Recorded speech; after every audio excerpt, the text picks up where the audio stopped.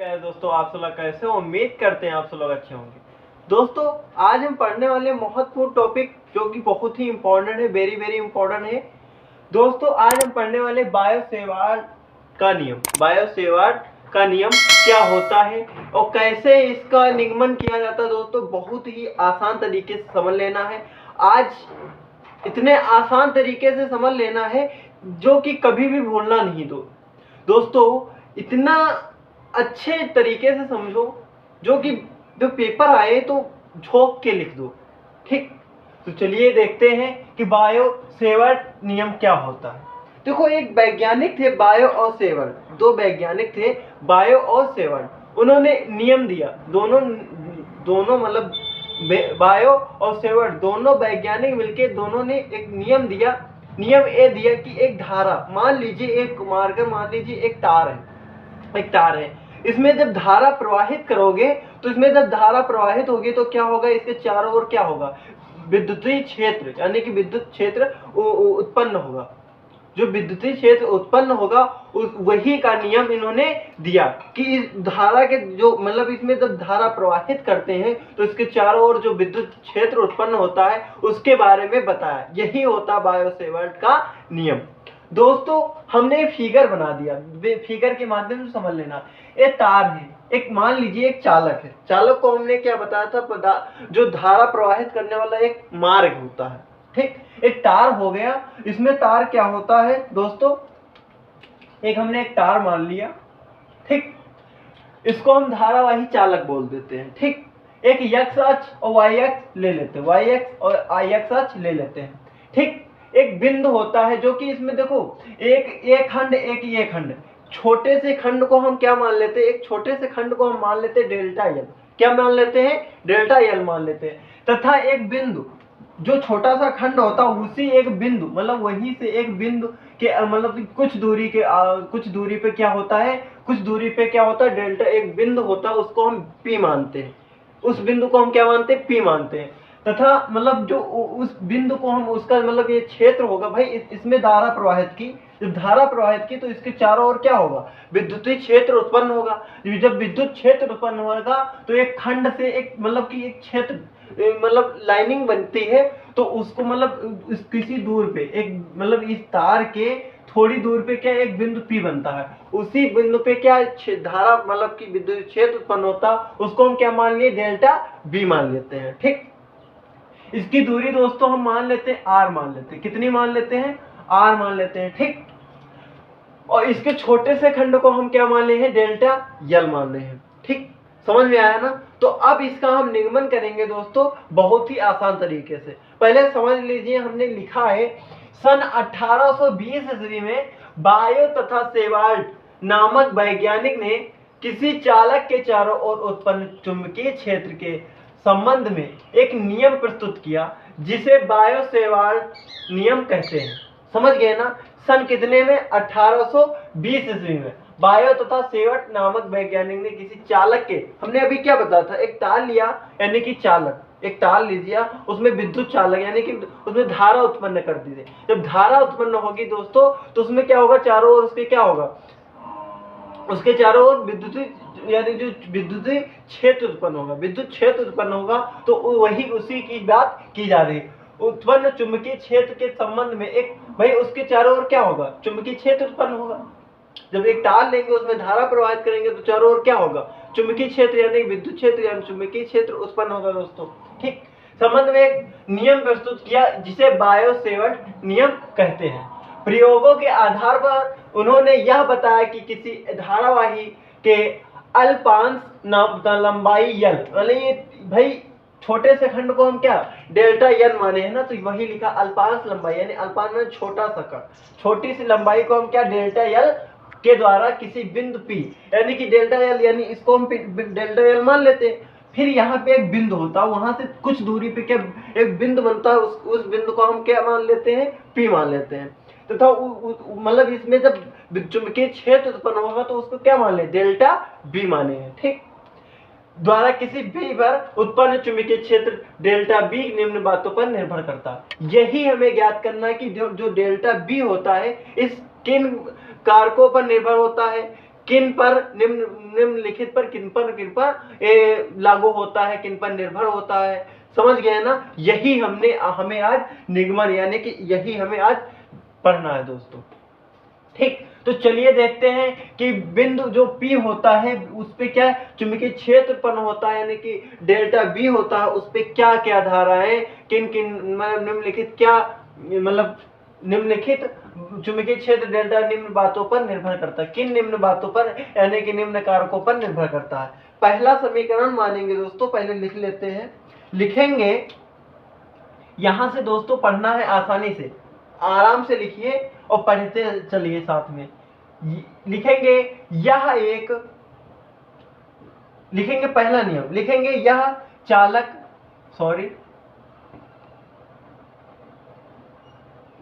यह चालक में प्रवाहित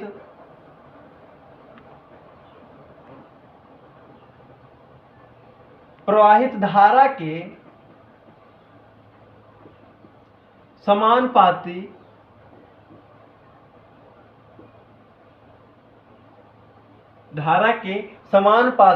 होता है। पहला नियम क्या है? यह चालक में प्रवाहित धारा, जो इसमें प्रवाहित, भाई इसमें चालक में जब हम प्रवाहित धारा उत्पन्न करेंगे तो किसके समानुपाती होता है? डेल्टा V के समानुपाती यानी होता है, चुंबकीय क्षेत्र के समानुपाती होता है। तो हम लिखेंगे, क्या लिखेंगे? डेल्टा V किसके समानुपाती? धारा यानी कि चालक के समानुपाती है ना, यानी कि डेल्टा V समानुपाती I, धारा क्या है ना, तो ये क्या हो जाएगा? हो जाएगा डेल्टा V समानुपाती या अनुक्रमानुपाती, कुछ भी बोल सकते हैं, I। ये समीकरण हमारा क्या हो गया? ये समीकरण हमारा फर्स्ट हो गया। अब दूसरा क्या होता है?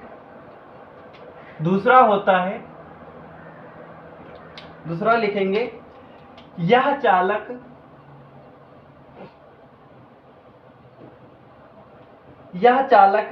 खंड की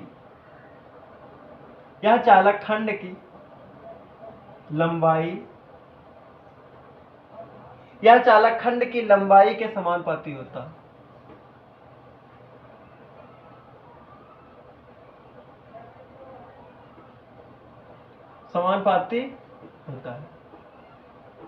एक चीज ध्यान दीजिए, देखो यहाँ पे एक खंड को हम यहाँ से यहाँ तक एक छोटे से खंड को हम क्या माने थे? Delta L। इस पे क्या निर्भर होता है? चुंबकीय क्षेत्र यानी कि इस पे क्या निर्भर करता है, इसके बारे में लिखना है। तो नंबर 2 क्या होगा? यह चालक खंड की, यानी ये एक धारा जो हुई, यानी कि ये धारा हुई, तो ये भाई एक चालक ही तो है, धारावाही चालक ही तो है, तो इसके छोटे से खंड को हम डेल्टा L माने हैं। तो इसमें जो लंबाई है ये किसके समानुपाती होता है? तो अभी पढ़ लेते हैं।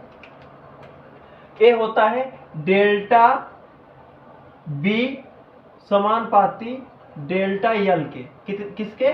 डेल्टा L के। ये समीकरण होता है आपका सेकेंड।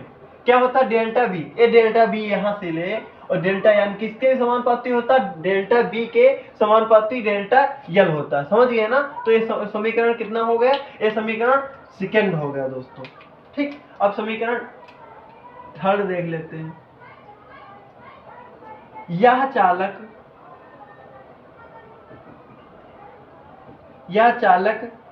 खंड तथा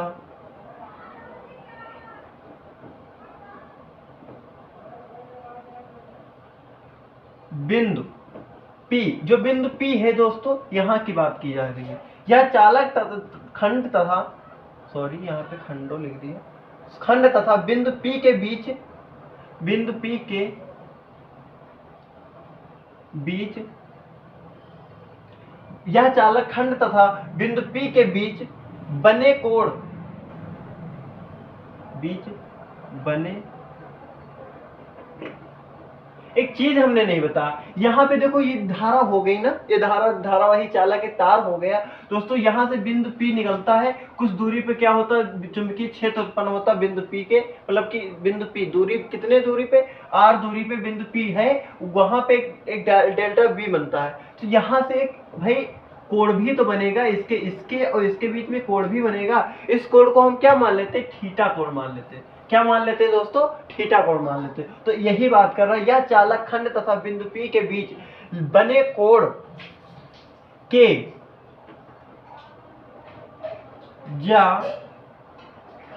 ज्या के समानुपाती होता है। समानुपाती होता है। हमने कह लिया यह चालक खंड तथा बिंदु P के बीच बने कोण की ज्या के समानुपाती होता है। दोस्तों अब ज्या क्या होता है, अभी अब कंफ्यूज हो जाओगे ज्या सर ये ज्या क्या होता है। कुछ नहीं, जो भाई जो ज्या होता है थीटा, यानी कि थीटा साइन थीटा को हम क्या कहते हैं, ज्या कहते हैं। समझ गए ना। तो सेकंड क्या हो जाएगा, किसके समानुपाती, खंड, जो एक खंड ले लिए तो एक बिंदु, यहां से एक बिंदु P गया है, एक r दूरी पे बिंदु P है, वहां उतने पे क्या डेल्टा P, जो डेल्टा B होता है वो क्षेत्र यानी चुंबकीय क्षेत्र वहां पे उत्पन्न हो रहा है, यानी कि उसके चारों ओर चक्कर लगा रहा। तो ये क्या हो जाएगा दोस्तों, हो जाएगा डेल्टा B समानुपाती ज्या का मान क्या होता है, ज्या को हम क्या कहते हैं, साइन थीटा कहते हैं। क्या कहते हैं, साइन थीटा कहते हैं। ये समानुपाती है, सॉरी थोड़ा सही से लिख दो, समानुपाती साइन थीटा। ये समीकरण कितना हो जाता हमारा, ये समीकरण थर्ड हो जाता है। ठीक, अब समीकरण 4 देखिए।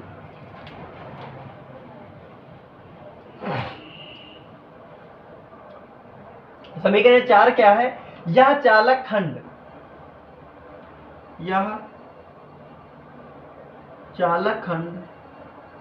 यह चालक खंड से बिंदु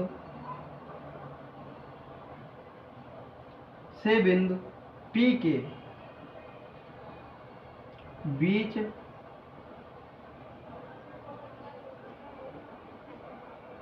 यह चालक खंड से बिंदु P के बीच दूरी के वर्ग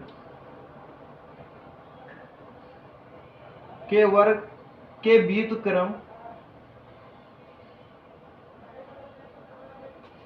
व्युत्क्रमानुपाती होता है। व्युत्क्रमानुपाती होता है।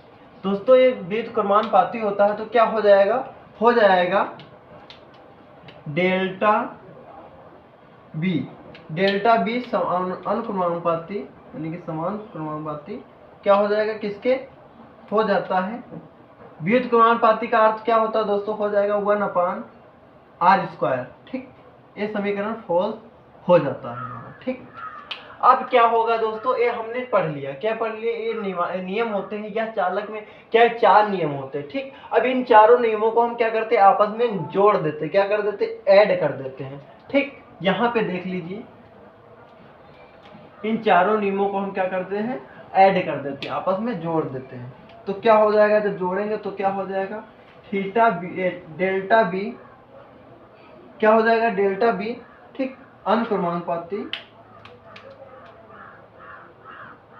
ठीक, जब जोड़ेंगे तो क्या हो जाएगा, आई, जो ये वाला है आई, क्या थी, डेल्टा बी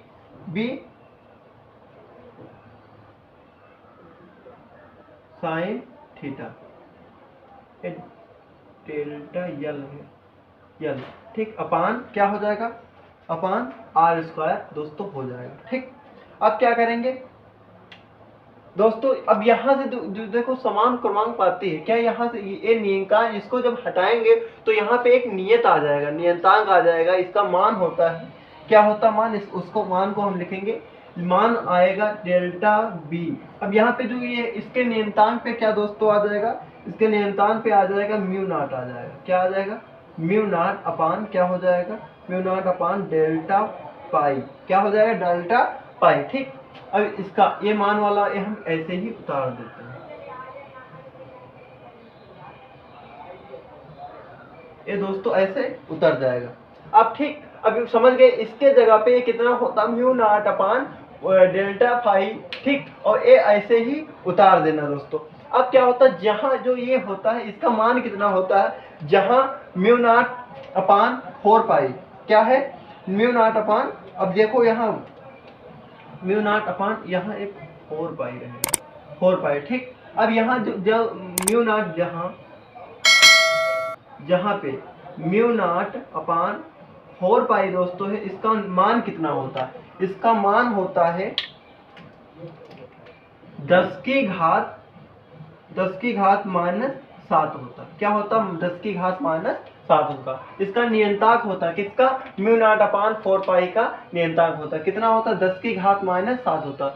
यही हमें ज्ञात करना था, बायो सेवर्ट नियम होता। यही होता है बायो सेवर्ट का नियम। दोस्तों बहुत ही इजीली है। वीडियो पसंद आया हो तो प्यारा सा लाइक करिए, कमेंट बॉक्स में जरूर से अपना नाम लिखिए और जैसा वीडियो लगा हो उसके बारे में आप चर्चा कीजिए। हम ऐसे ही मजेदार वीडियो में मिलते हैं, तब तक के लिए love you, tata, bye bye.